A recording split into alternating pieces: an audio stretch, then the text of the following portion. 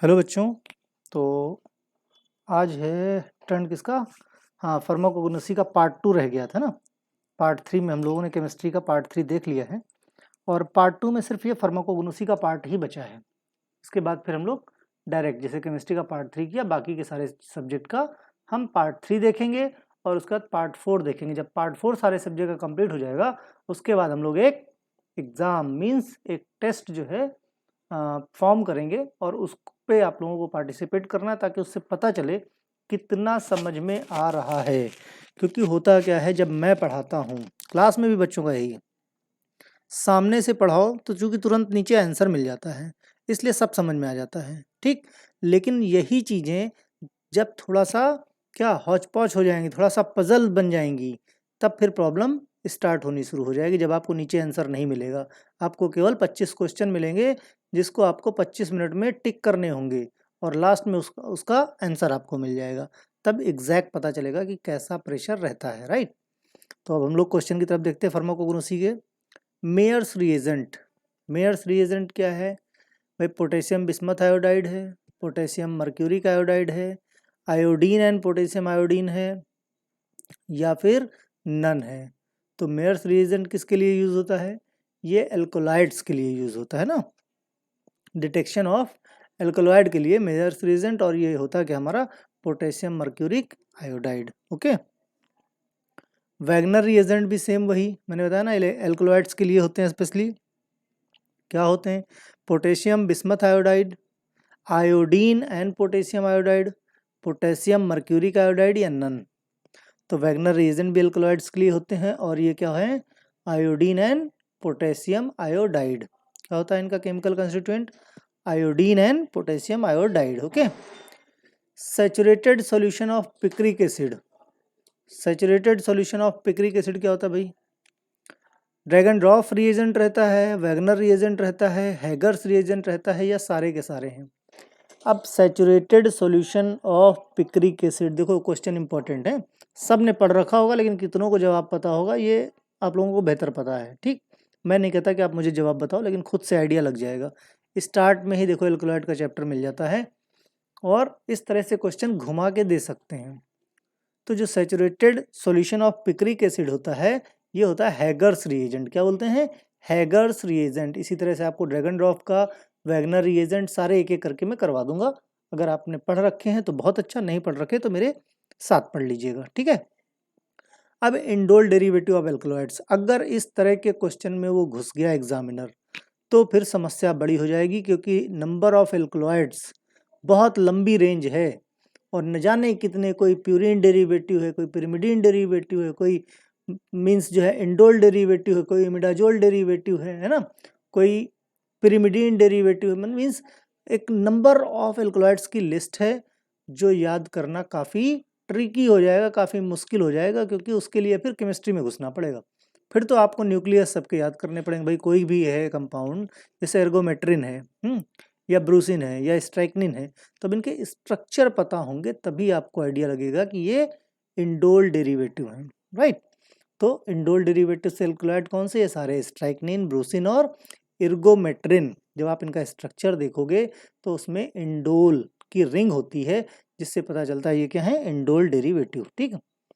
Imidazole alkaloids कौन से हैं? मैंने कहा ना इस तरह के क्वेश्चन, लेकिन कुछ इंपॉर्टेंट हैं जो करा देना जरूरी है, क्योंकि अगर एग्जाम में अगर 2-3 क्वेश्चन आ गए इससे तो फिर बुरे फंस जाओगे। और 2-3 क्वेश्चन का मतलब काफ़ी ज़्यादा बात है ना।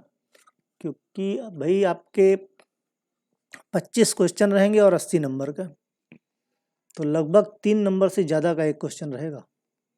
इसलिए एक एक क्वेश्चन बहुत इंपॉर्टेंट है। एक एक क्वेश्चन के लिए पूरा चैप्टर भी पढ़ना पड़े तो पीछे मत हटना। और एक्सपीरियंस से बता रहा हूँ, फर्स्ट ईयर वालों की स्पीड जो पढ़ने की है वो बिल्कुल ना के बराबर है।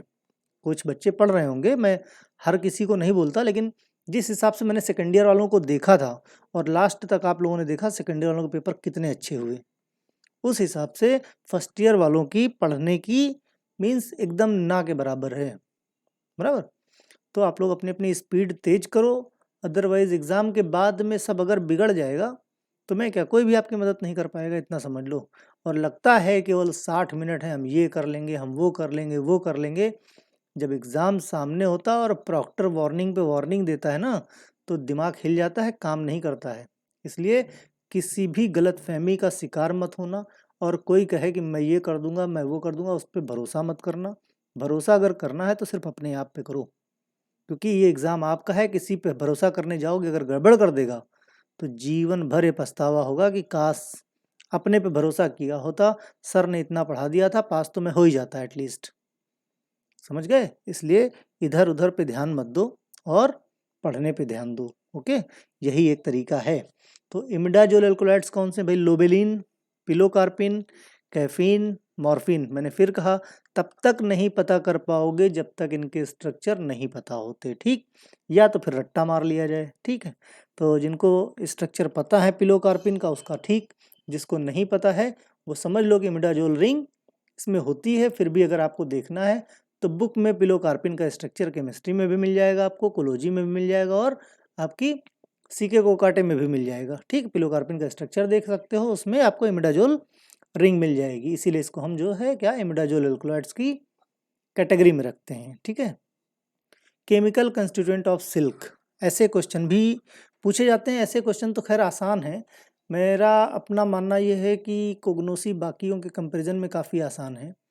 अगर आप लोग एक A4 साइज के पेपर में टेबल बना लो, बायोलॉजिकल सोर्स, केमिकल कंस्टिट्यूएंट, और जो स्पेशली माइक्रोस्कोपी होती है, और एक फैमिली की, है ना, और स्पेसिफिक यूज़ खाली, तो 4-5 ऊपर कॉलम बना के आप अगर मैक्सिमम जितने भी आपके क्या हैं बॉटनिकल प्लांट्स हैं आपके सिलेबस में, 3 या 4 A4 साइज के पेपर बनेगा और ये पूरा का पूरा कवर हो जाएगा। इसको सुबह शाम खाली एक बार देख लिया करो, रट्टा मारने की ज़रूरत नहीं, खाली देखते रहो। दिन में 2 बार देख लो और फिर देखो कि कितना फ़र्क पड़ता है। उसके बाद मेरे क्वेश्चन सॉल्व करो, बड़े आसानी से हो जाएंगे। अदरवाइज़ फिर क्या, नहीं करना है, करना वैसे भी नहीं कुछ, तो फिर यही एक तरीका, भाई सॉल्व करो भाई क्वेश्चन इसी तरह से, लेकिन इनकी प्रैक्टिस करनी पड़ेगी एटलीस्ट। तो केमिकल कंस्टिट्यूएंट ऑफ सिल्क कौन कौन से भाई? एमिनो एसिड है, ग्लाइसिन है, एलानिन है, ऑल। तो ये सारे के सारे क्या हैं? Constituent of silk. Isolation of volatile oil, volatile oil की आइसोलेशन की कौन कौन सी टेक्निक्स हैं? इनफ्लूरेज मेथड है, हाइड्रोडिस्टिलेशन है, और इक्यूले मेथड है। तो ये जो 3 मेथड्स और भी हैं, लेकिन ये 3 मेथड्स काफ़ी इंपॉर्टेंट हैं जो यूज़ किए जाते हैं। इन्फ्लूरेज है, हाइड्रोडिस्टिलेशन है, और इक्यूले मेथड्स है। तो ये क्या है? वोलाटाइल ऑयल को आइसोलेशन, एक्सट्रैक्शन के काम में आते हैं। यानी कि सारे के सारे मेथड क्या, अब देखना जब एग्जाम में या मैं खुद क्वेश्चन जब बनाऊंगा तो ये नहीं कि सब रख दूं, यहाँ तो क्या इन्फॉर्मेटिव और मल्टीपल चॉइस दोनों चीज़ें हैं ना, इसलिए रख दिया है। नहीं तो अदरवाइज एक कोई दूसरा डाल देता, या उनमें से एक रखता 3 दूसरे हो जाते। तो उस कंडीशन में अगर आपको याद है ये स्लाइड, अगर आपने अच्छे से पढ़ ली, ये वीडियो अच्छे से देख लिया, तभी आप क्वेश्चन अच्छे से अटेम्प्ट कर पाओगे, अदरवाइज बहुत ही मुश्किल है। Wax obtained from animal source, देखो ये एनिमल सोर्स से भी होता है, प्लांट सोर्स से भी होता है ना, और सिंथेटिक भी होता है। तो वो सोर्सेस सारे सारे या तो मैं करवा दूंगा या फिर आप लोग थोड़ा थोड़ा देखते रहना, ठीक? Wax obtained from animal source, तो कौन कौन सा भाई वैक्स है इस पर? मैसेटी, बीज वैक्स और वूल फैट, ठीक? तो इस पर मैसेटी, बीज वैक्स और वूल फैट, यानी कि हमारा ऑल ऑप्शन सही है। सारे के सारे एनिमल सोर्स से एक्सट्रैक्ट किए जाते हैं। Ferric chloride solution and hydrolysable tannin, तो कैसा कलर देगा भाई? ये टैनिन के डिटेक्शन का टेस्ट है।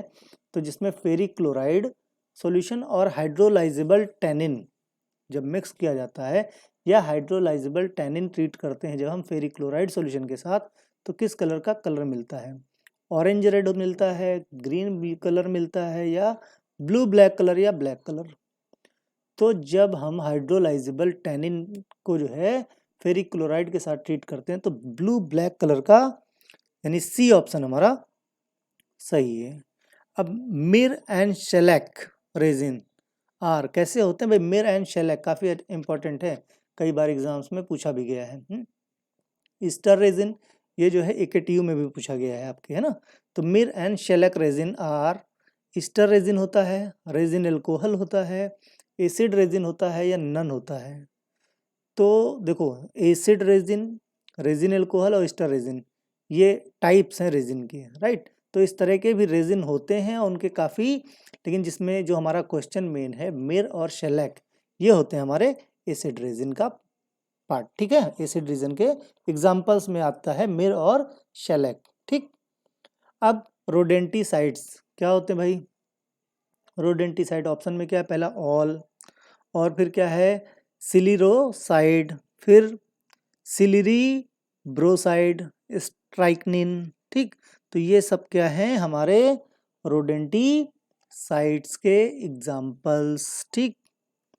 सोर्स ऑफ कैस्टर ऑयल क्या है भाई? रोजा रेसिनी, ओलियो रेसिनी, नन ओलियम रेसिनी।